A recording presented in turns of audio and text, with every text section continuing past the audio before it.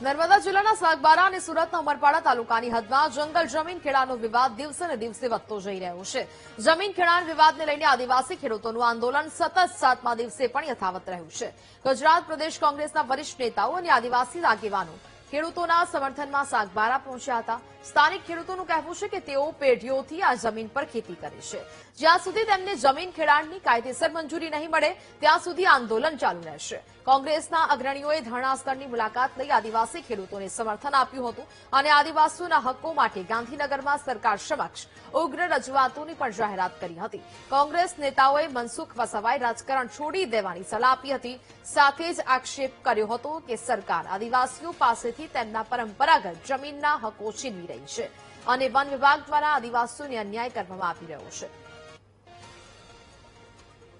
આગેવાનો દ્વારા બહેનો દ્વારા પણ જાણવા મળ્યું કે એસીએફએ અમારી સાથે ઘર્ષણ કર્યું અને અમને ધાક ધમકીઓ પણ આપી છે અને એ બાબતમાં મેં એમને બોલાવ્યા। એમણે કીધું સુરત છું, સુરતથી આવતા 3 કલાક થશે।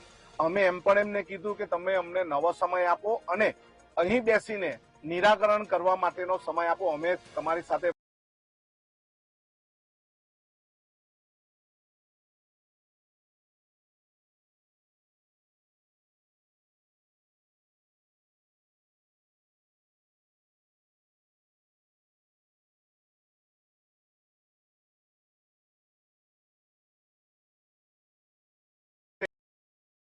અહીંના ખેડૂતોને હેરાન પરેશાન ભારતીય જનતા પાર્ટી કરે છે એવું લાગી રહ્યું છે। દર્શનાબેન અને મનસુખભાઈ તો રાજકારણ જ છોડી દેવું જોઈએ।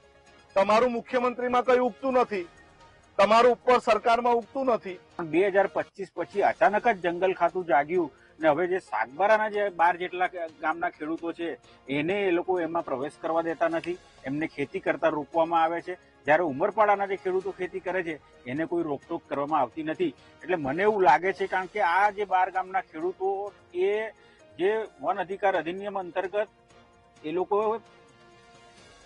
દાવાઓ પણ કર્યા છે, એમના દાવાઓ હજી પેન્ડિંગ છે, એનું કોઈ નિરાકરણ આવ્યું નથી અને પ્રાઇવેટના વહીવટદારોનો એમની પાસે પત્ર પણ છે કે જ્યાં સુધી તમારા હક દાવાઓની અરજીનું નિરાકરણ ના થાય ત્યાં સુધી તમને કોઈ જંગલમાંથી હટાવી નહીં શકશે। પરંતુ રાજકીય દબાણ હેઠળ આમાં 2 જિલ્લાનું રાજકારણ ચાલી રહ્યું છે અને 2 જિલ્લાના રાજકારણમાં ભારતીય જનતા પાર્ટીના આગેવાનો જ છે સામસામે। ઉમરપાડા